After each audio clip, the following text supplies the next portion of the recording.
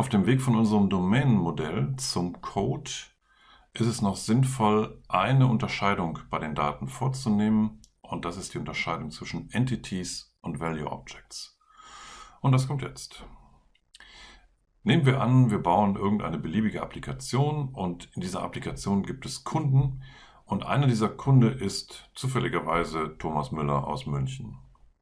Die Frage, die sich jetzt stellt, ist Thomas Müller denn immer Thomas Müller? Nehmen wir mal an, Thomas Müller würde seinen Nachnamen ändern. Ich habe extra gegoogelt, ob der einen Spitznamen hat, und der hat tatsächlich einen Spitznamen, nämlich Radio Pale. Wohl Pale, weil er da geboren ist, und Radio, weil er so viel spricht. Und nehmen wir mal an, er würde seinen Nachnamen in Radio Pale ändern. Und nehmen wir mal weiter an, nicht sehr wahrscheinlich, er würde von München nach Mönchengladbach umziehen, weil da ein noch viel tollerer Fußballverein spielt als in München. Ist es dann noch Thomas Müller oder ist das dann jemand anders? Und in diesem Fall ist es relativ klar, natürlich ist es der gleiche Thomas Müller, auch wenn sich einige wesentliche Attribute von ihm verändert haben.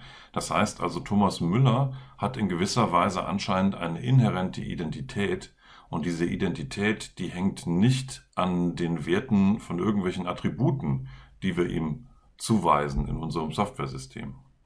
Wenn wir andererseits annehmen, dass wir noch einen zweiten Kunden haben, der auch Thomas Müller heißt und der auch in München wohnt, dann ist das nicht notwendigerweise der gleiche Kunde, sondern offensichtlich ein komplett anderer Mensch.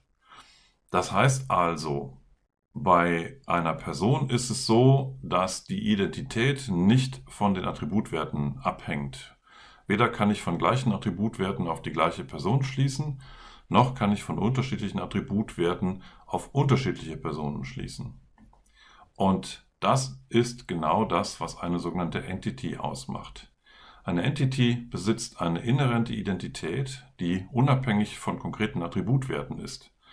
Wenn sich Attributwerte ändern, bleibt die Identität dieser Entity trotzdem gleich. Das heißt, ich würde sie in einem Softwaresystem als ein Objekt abbilden, was seine Identität dauerhaft behält, auch wenn die Attributwerte sich ändern. Schauen wir uns mal das Beispiel an, was wir im letzten Video betrachtet haben, als wir uns mit Stammdaten, Änderungsdaten, Bestandsdaten und Bewegungsdaten beschäftigt haben. Ich nehme jetzt hier mal nur einen Ausschnitt daraus. Nehmen wir an, wir haben den Kaufinteressenten, wir haben die Immobilie und wir haben dazwischen als dedizierte Klasse, die ein Bewegungsdatum repräsentiert, den Kauf. Der Kaufinteressent ist ganz eindeutig ein Entity, das ist eine Person. Personen haben wir ja gerade betrachtet. Wie ist das bei der Immobilie? Die Immobilie ist genauso eindeutig ein Entity. Ich kann zum Beispiel hingehen und bei der Immobilie eine Garage anbauen, dann habe ich wesentliche Attribute der Immobilie verändert. Es ist aber trotzdem noch dieselbe Immobilie. Wie ist das bei dem Kauf? Ist der Kauf auch ein Entity in diesem Sinne? Das heißt, wenn ich hier Attribute ändere, ist es dann noch derselbe Kauf oder ist es dann ein anderes Kaufobjekt? Wenn wir nur den hier sichtbaren Satz an Attributen sehen, ist die Frage nicht ganz so leicht zu beantworten. Wenn man aber überlegt, wie man so ein Kaufobjekt ein bisschen realistischer gestalten würde, so in der Iteration hin zu einem wirklich produktiv nutzbaren Modell und einem entsprechend produktiv einsetzbaren Code, dann würde man wahrscheinlich noch so etwas wie ein Statusfeld da rein modellieren. Und der Status kann dann zum Beispiel sein: reserviert, beurkundet, angezahlt, vollständig bezahlt, im Grundbuch eingetragen. Das heißt, das Kaufobjekt würde an der Stelle abbilden, dass ein Kauf schon nicht ein punktueller Vorgang ist, sondern eher etwas, was sich über eine gewisse Zeit hinzieht, jedenfalls wenn man so etwas Komplexes wie eine Immobilie kauft, und was durch verschiedene Stadien durchgeht. Und wenn man sich diesen Status anschaut, dann ist es relativ offensichtlich, dass der Kauf ein Entity ist, weil ich muss ja in irgendeiner Form diese Statusänderungen nachhalten. Das heißt, der Status ändert sich, das Kaufobjekt bleibt nach wie vor gleich und am Ende steht halt der vollendete Kauf dieser Immobilie. Schauen wir uns noch ein weiteres Beispiel an. Nehmen wir an, wir wollen auch die Adresse im System nachhalten. Und zwar sowohl die Adresse der Immobilie wie auch die Adresse unseres Kaufinteressenten. Der kann vielleicht sogar mehrere Interessen haben. Die Adresse, unter denen ich diesen Kaufinteressenten erreiche und wo ich die Rechnung hinschicke. Ist dieses Adressobjekt auch ein Entity? Das heißt, wenn ich Attributwerte bei der Adresse ändere, bleibt das dann die gleiche Adresse oder wird es eine andere Adresse? An der Stelle muss ich kurz innehalten und erklären, was sich da gerade im Diagramm verändert hat. Sonst haben Sie, glaube ich, keine Chance mitzukommen. Man sieht plötzlich, dass die Namen in den Boxen unterstrichen sind. Das liegt daran, dass wir jetzt ein Objektdiagramm sehen und kein Klassendiagramm. Was Sie also sehen, sind Objekte. Wenn da steht Frank Schmidt, Doppelpunkt, Kaufinteressent, dann ist das das Objekt Frank Schmidt vom Typ Kaufinteressent. Wir sehen also Objektinstanzen und keine ganzen Klassen mehr. Dieses Objektdiagramm ist auch ein Typ von UML-Diagramm. Man braucht das bei der Softwareentwicklung eigentlich nie, deswegen habe ich das auch nicht eingeführt. Aber jetzt hier fürs Erklären muss man es wissen, sonst können Sie, glaube ich, meinen Erklärungen nicht wirklich folgen. Und damit dann weiter zu den Überlegungen in puncto Entity und Value Objects. Nehmen wir an, wir haben Frank Schmidt, der ist Kaufinteressent und der Frank Schmidt, der wohnt an der Adresse Beulsweg 13 in 50733 Köln. Der Frank Schmidt interessiert sich für eine 3-Zimmer-Küche-Bad-Immobilie, die jetzt zufälligerweise an der gleichen Adresse liegt. Also, wir gehen einfach davon aus, dass Frank Schmidt die Wohnung über sich drüber kaufen möchte. Der Kauf ist schon eingeleitet, das heißt, der Status ist beurkundet. Der hat 200.000 € als Kaufpreis vereinbart und der Kauf ist noch nicht abgeschlossen. Es ist also noch nicht im Grundbuch eingetragen. Und jetzt gehen wir davon aus, dass Frank Schmidt die Liebe seines Lebens kennenlernt und den unglaublichen Schritt wagt und zu dieser Liebe seines Lebens hinzieht, und zwar von Köln nach Düsseldorf. Und zwar in die Straße Am Falder 22 in 40589 Düsseldorf. Wenn ich das so modelliere, dann sehe ich ein Problem. Nicht nur, dass der Kölner jetzt in der verbotenen Stadt Düsseldorf leben muss, sondern er hat auch noch neben seiner eigenen Adresse gleich die Adresse seiner noch zu kaufenden Immobilie an seinem alten Wohnort mit geändert. Denn wie man hier sieht, ist die Immobilie, die er gekauft hat, ebenfalls an diese Adresse gebunden und damit würde sich die Adresse dieser Immobilie mitändern, was natürlich vollständig unsinnig ist. Das heißt, unsere Vorstellung von der Adresse als eine Entity bekommt ein paar kleine Risse. Wenn sich bei unserem Kaufobjekt ein Attributwert ändert, also zum Beispiel der Status von beurkundet auf angezahlt wechselt, dann haben wir das Problem nicht in der gleichen Weise. Man kann also davon ausgehen, die bessere Modellierung wäre in diesem Fall, von vornherein die Adresse von Frank Schmidt und die Adresse der von ihm zu kaufenden Immobilie als getrennte Objekte zu modellieren, auch wenn es eigentlich die gleiche Adresse ist. Und wenn dann ein Wechsel in der Adresse passiert, dann haben wir das Problem nicht mehr, was wir eben gesehen haben. Damit kann man sagen, dass der Adresse eine wesentliche Eigenschaft abgeht, die einem Entity innewohnt, nämlich, dass wenn ich einen Attributwert ändere, wir immer noch das gleiche Objekt haben. Wenn ich also bei der Adresse aus der Straße Beulsweg die Straße Am Falder mache und aus der Stadt Köln die Stadt Düsseldorf, dann habe ich nicht mehr die gleiche Adresse. Dann habe ich eine unterschiedliche Adresse. Und damit ist Adresse ein Value Object und kein Entity. Ein Value Object ist definiert dadurch, dass die Identität durch die Attributwerte bestimmt werden. Das heißt, andere Attributwerte, anderes Objekt. Darüber hinaus ist ein Value Object noch immutable. Das heißt, wenn es einmal erzeugt worden ist, dann wird es nicht mehr verändert. Das ist eine unmittelbare Folge aus der ersten Eigenschaft, denn Wenn ich die Attributwerte verändern würde, dann hätte ich ein anderes Objekt. Also gehe ich bei Value Objects davon aus, dass wenn ich eine Veränderung vornehme, dann muss ich ein neues Objekt erzeugen und das alte wegwerfen, das alte zerstören. Schauen wir uns das noch einmal in unserem Beispiel an. Die Modellierung, die wir jetzt wählen, sieht vor, dass die Adresse per Komposition bei Kaufinteressent eingebunden wird. Und genauso machen wir das auch bei der Immobilie. Auch hier haben wir eine Kompositionsbeziehung zur Adresse. Ich würde also in meinem System, wenn ich einen Kaufinteressenten neu anlege, wenn der sich neu registriert in meinem Maklerportal, dann würde ich dediziert für ihn ein oder mehrere Adressobjekte anlegen. Und diese Adressobjekte würde ich, wenn ich den Kaufinteressenten wieder aus dem Portal austrage, weil er vielleicht die Geschäftsbeziehung zu mir abbricht, dann würde ich auch diese Adressobjekte wieder aus meinem Portal löschen. Deswegen habe ich die Beziehung von Kaufinteressent zur Adresse mit einer Kompositionsbeziehung modelliert. Komposition heißt ja, ich habe ein kaskadierendes Löschen. Das heißt also, ich entferne das Kaufinteressentenobjekt aus meinem System. Dann entferne ich auch die ihm zugeordneten Adressobjekte. Das gleiche mache ich bei meinem Immobilienobjekt. Wenn ich die Immobilie aus meinem System herausnehme, weil ich sie zum Beispiel verkauft habe oder weil sie dann vielleicht doch baufällig war und gesprengt wurde, dann nehme ich auch das zugeordnete Adressobjekt aus meinem System heraus.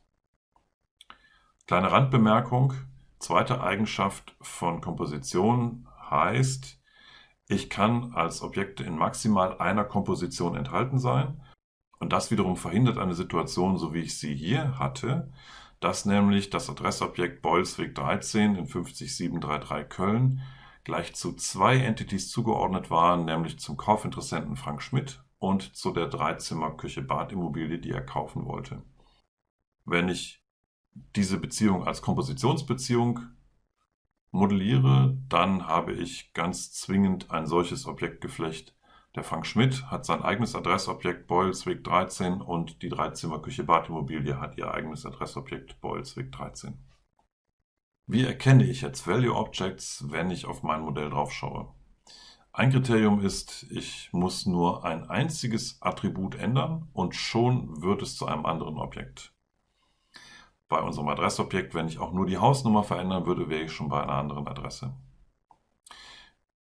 Zweites Kriterium, zweites Indiz, das Objekt wird, wenn ich es in der Software abbilden würde, nicht mehr verändert, sondern ich würde es eher löschen und neu anlegen.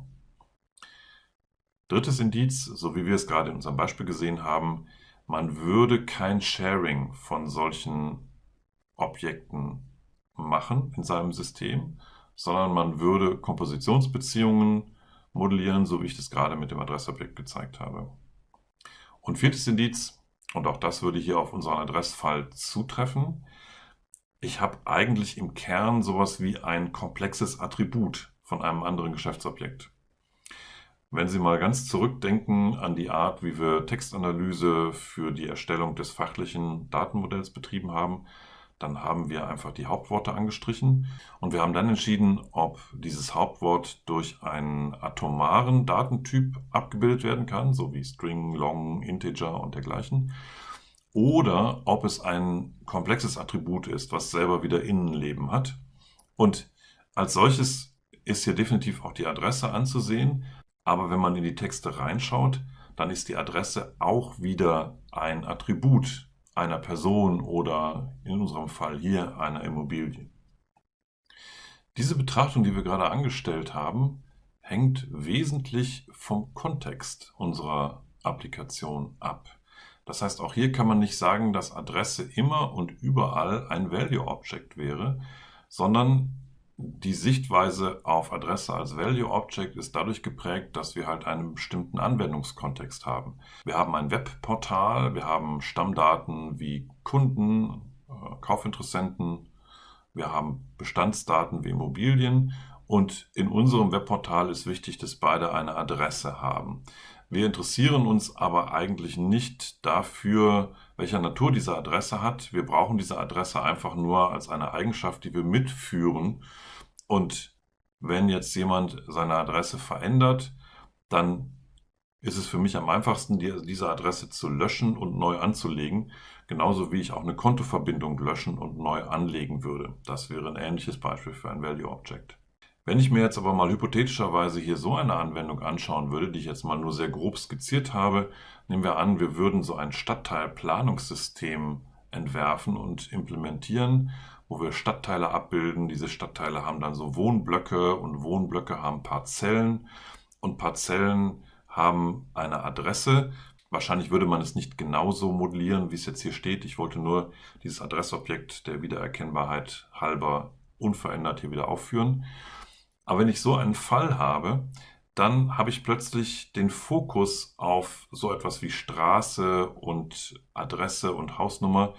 Dann würde ich unter Umständen, wenn ich anfange, in einem Neubaugebiet die Straßennamen festzulegen, ja so ein Adressobjekt tatsächlich auch nochmal mehrfach ändern. Oder ich entscheide mich in meinem Blog die Parzellennummerierung nochmal anders zu machen und ich würde vielleicht die Hausnummer nochmal ändern im Nachhinein.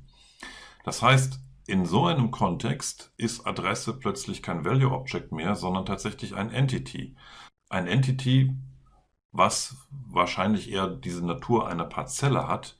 Und diese Parzelle hat dann eine Hausnummer, die signalisiert, wo die Parzelle an einer bestimmten Straße liegt. Und diese Hausnummer kann sich auch nochmal ändern. Das bleibt dann trotzdem die gleiche Parzelle. Das heißt, in so einem Kontext schaue ich ganz anders auf dieses Adressobjekt drauf und bekomme dann plötzlich Entity-Charakter im Gegensatz zu vorher. Sie können also nicht davon ausgehen, dass Adresse immer und überall ein Value Object ist. Es ist sinnvoller, dass Sie diese 4 Kriterien, die ich Ihnen genannt habe, einmal im Kopf durchspielen, um dann zu entscheiden, habe ich jetzt ein Value Object vor mir oder ein Entity. Was ich Ihnen noch nicht gesagt habe, ist, wofür Sie diese Unterscheidung zwischen Entity und Value Object überhaupt brauchen. Und da gibt es 2 Gründe. Der eine ist für Sie unmittelbar jetzt von Bedeutung, wenn Sie die Transformation zum logischen Datenmodell zu Ende bringen wollen. Es gilt nämlich, dass bei der Umformung zu unidirektionalen Beziehungen, wenn ich vom fachlichen zum logischen Datenmodell gehe, ich immer beim Entity so modelliere, ich gehe immer in der Referenz vom Entity zum Value Object. Das heißt, ich habe hier eine Ausnahme von der Regel vom Speziellen zum Allgemeinen. Woran liegt das? Das liegt im Wesentlichen an der Eigenschaft, dass Value Objects im Grunde halt, wie eben gesagt, eine komplexe Form von Attributen darstellen. Und Attribute sind so nah dran an dem Entity, dass ich da die Referenz von dem Entity zum Value Object machen möchte. Denn nur so kann ich ja diese Eigenschaft von Value Objects umsetzen, dass ich sie nicht verändere, sondern eben lösche und dann neu anlege. Wenn ich die Beziehung andersrum zeichnen würde, würde das nicht gehen. Der zweite Grund ist, der hängt auch hiermit zusammen, diese Unterscheidung werden wir beim Coding brauchen, denn Entities werden anders implementiert als Value Objects. Im Coding haben wir bei Entities tatsächlich immer eine ID und wir haben ein Repository, mit dem ich über die ID und über andere Kenngrößen das Entity aus einer Datenhaltung rausfischen kann. Und für Value Objects habe ich sowas naheliegenderweise nicht. Die Value Objects werden dann immer zusammen mit dem Entity gespeichert und haben keine eigenständige ID. Damit haben Sie für Ihr Domänenmodell nach der Unterscheidung zwischen Stammdaten, Änderungsdaten, Bestandsdaten, Bewegungsdaten noch eine weitere sehr elementare Unterscheidung kennengelernt für die Objekte in Ihrem Modell. Das ist eine Anleihe aus dem Domain-Driven Design. Das werden wir uns dann in dem nächsten Video etwas näher anschauen und in mehreren Videos vertiefen. Diese Unterscheidung zwischen Entities und Value Objects macht sich im Wesentlichen daran fest, ob ein Objekt durch seine Identität bestimmt ist. Dann ist es ein Entity, dann kann es verschiedene Attributwerte haben und Änderungen in den Attributwerten erfahren, es bleibt trotzdem das gleiche Entity. Oder ob seine Identität vollständig durch die Attributwerte selbst gegeben ist, dann ist es ein Value Object, dann wird es immutable gemacht dann legt man es nur einmal an und verändert es nicht mehr, sondern löscht es und legt es neu an. Und diese Unterscheidung werden Sie dann beim Coden benötigen.